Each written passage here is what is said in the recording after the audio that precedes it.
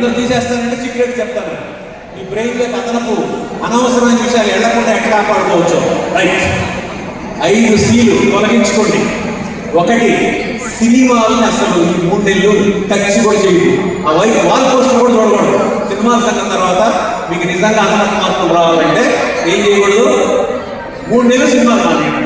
నేనే జీవితకాలం మానేయలేదు. జీవితకాలం నేను మానేయమన్నాను. ఎన్ని నెలలు మానేయమన్నాను? మార్చి 16 దాకా మానేయమన్నాను.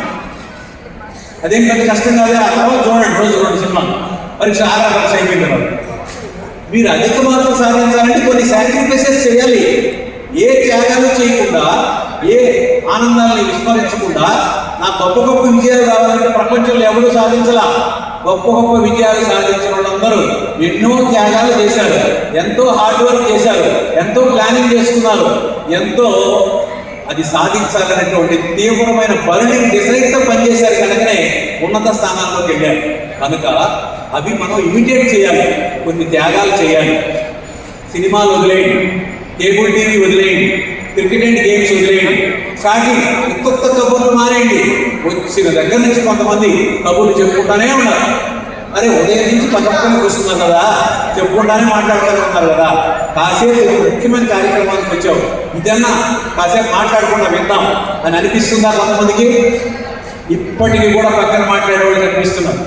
కనుక నేను చెప్తున్నా, ఈ విధంగా పక్క చూపులు చూసేవాళ్ళు, అనవసరమైన మాటలు మాట్లాడేవాళ్ళు, జీవితానికి పనికిరాని కబుర్లు చెప్పేవాళ్ళు ఎన్నటికీ విజయాలు సాధించలేరు. రాసి పెట్టుకోండి. ఏ అంశం మీద మనం ఉంటామో దాని మీదే మనసు పెట్టి ఏకాగ్రతతో ఉంటారో వాళ్ళు అద్భుతమైన విజయాలు సాధిస్తారు. మీరు ఏం చూస్తున్నారో, ఏం వింటున్నారో, ఏం నేర్చుకుంటున్నారో దాని మీద మీరు ఫోకస్ పెడితే మిమ్మల్ని ఆపేవాడు ఎప్పుడు లేడు ఈ ప్రపంచంలో. పక్కోడిని గిల్లుకుంటా, గిచ్చుకుంటా, వాడిని ఎరగదిరిగి మాట్లాడతా, ఆ అమ్మాయిని చూడరా, ఈ అమ్మాయిని వీళ్ళకి ఎప్పుడు బాగోలేదు. ప్రపంచంలో ఎవరు వాళ్ళు బాగోలేదు. వాళ్ళు ఏడుంటారంటే మీరందరూ పొద్దున కార్లలో అధిక మార్కులు సాధించే వాళ్ళు కార్లు వేసుకొని, సూట్లు వేసుకొని, కోట్లు వేసుకొని తిరుగుతుంటే వీడు బోండాలు అమ్ముకుంటా, ఏసరికాయలు అమ్ముకుంటా, కూరగాయలు అమ్ముకుంటా, మెకానిక్ స్టేషన్లో పనిచేస్తా, గుడాలలో పనిచేస్తా ఉంటారు ఈ బ్యాచ్ అంతా. ఇప్పుడు కబుర్లు చెప్పుకుంటారు పక్కన వాళ్ళతో, చెప్పేది వినకుండా, టీచర్ చెప్పేది వినకుండా, నేర్చుకోకుండా, తెలుసుకోకుండా, నేను మంచి మార్కులు సాధించాలని నిర్ణయాలు తీసుకోకుండా, తిన్నామా పడుకున్నామా తెల్లారేలా ఇప్పుడు గడిపోయిందని బతుకు బతికే వాళ్ళందరూ ఏదో ఒక రకమైన బతుకు బతుకుతారు. కానీ ఎలా బతకాలని మీరు నిర్ణయించుకుంటారో ఆ బ్రతుకు మనకు రాదు. ఇప్పటికైనా మారండి, నేర్చుకోండి, తెలుసుకోండి, మనసు పెట్టి వినండి, మీకు అవసరమైనవి నేర్చుకోండి. కనుక ఎడమ చేతి చూపుడు వేలుతో నడుపుతూ చదవడం నేర్చుకోండి. స్పెసిఫిక్ ప్లేస్లో కూర్చొని చదవండి. ఎదురుగా లైట్ లేకుండా చూసుకోండి. మీరు ఏం చదవాలనుకుంటున్నారో ఆ బుక్ మాత్రమే పట్టుకొని కూర్చోవాలి. ఏదో ఒక బుక్ పట్టుకొని చదివేవాడికి హైయెస్ట్ మార్క్స్ రావు.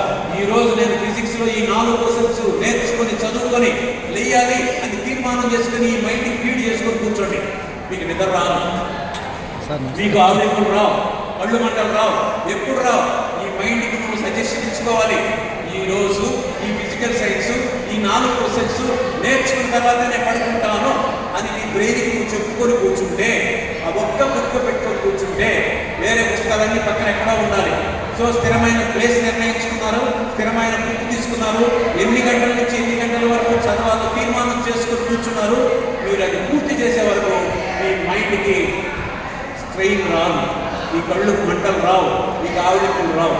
ఎప్పుడు రావంటే అలా తీర్మానించుకొని డిసైడ్ చేసుకుని మైండ్ ఫీడ్ చేసుకుని కూర్చుంటే రావు. కనుక తీర్మానించుకొని కూర్చోండి. ఎన్ని గంటల నుంచి ఎన్ని గంటలకు చదవాలో అనుకొని కూర్చోవాలి. ఏమి చదవాలో డిసైడ్ చేసుకొని తీసుకొని కూర్చోవాలి.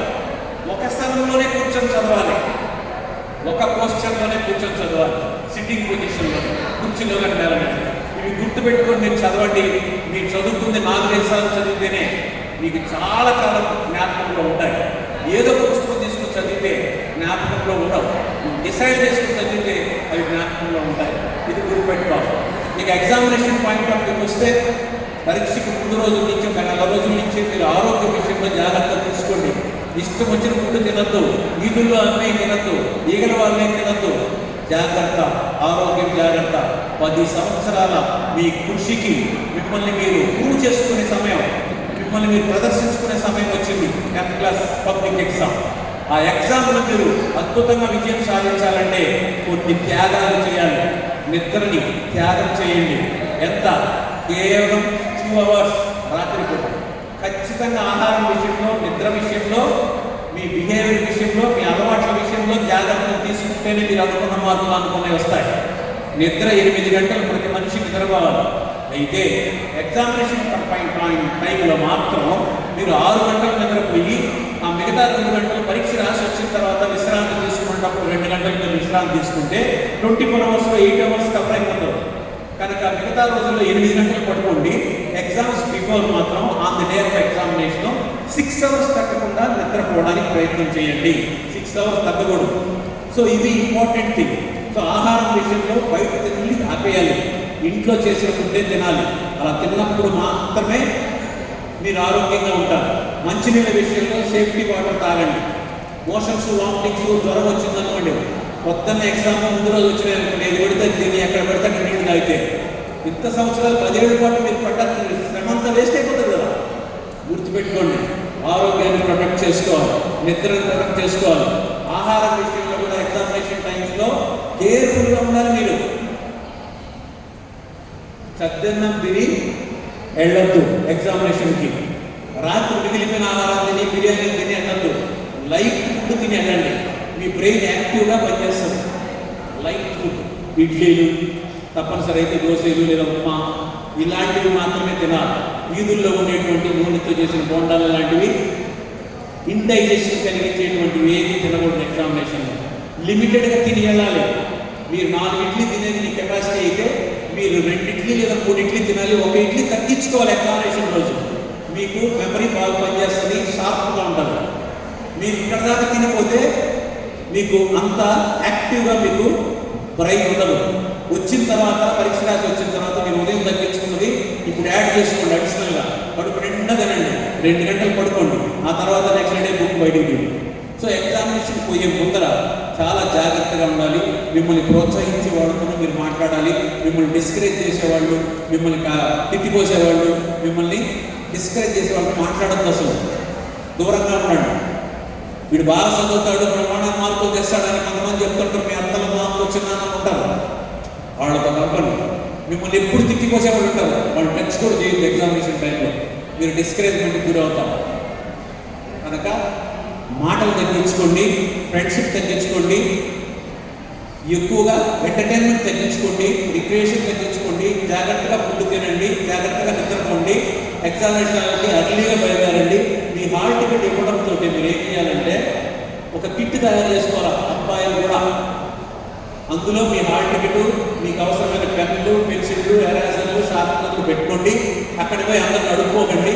ఒరే షార్ప్నర్ ఇవి, ఒరే పెన్ ఇవి, ఒరే పెన్సిల్ ఇవి, ఇదంతా ఎప్పుడు బిజీగా ఉంటాడు. మీ కిట్ మీరు తీసుకెళ్ళండి, అలో చేస్తారు. దానిలో కాగితాలు లేకపోతే అలో చేస్తారు. వాటర్ బాటిల్ తీసుకెళ్ళండి, వాటర్ బాటిల్ అలో చేస్తారు. కింద పెట్టుకోవాలి, టేబుల్ మీద పెట్టుకోకూడదు. వాటర్ బాటిల్ తీసుకోండి. తీసుకుపోయారు కదా అని చెప్పేసి లీటర్ తాకండి. కొంచెం కొంచెం మాత్రమే నీళ్లు తాగాలి. ఎందుకు కొంచెం కొంచెం తాగాలి తెలుసా? ఒకవేళ 4 లీటర్ 1 లీటర్ తాగేసేవాళ్ళు చేతుల్లో బాటిల్ ఉందని ఒక అరగంటకో గంటకో ఎక్కడికి పోవాల్సి వస్తుంది? వాష్రూమ్ పోవాల్సి వస్తుంది. ఆ గవర్నమెంట్ స్కూల్స్లో లేకపోతే మీకు సెంటర్కి వేసే స్కూల్లో అక్కడెక్కడో 10 లోపల ఉంటుంది వాష్రూమ్. నువ్వు ఎండలో ఆడికి పోయి పని పూర్తి చేసుకుని వచ్చేటప్పటికి 15 నిమిషాలు పడుతుంది. 2 క్వశ్చన్స్ రాయాల్సిన టైంలో 15 నిమిషాల్లో your time will be wasted. కాబట్టి యూరినల్స్ మధ్యలో పోయే ప్రోగ్రాం లేకుండా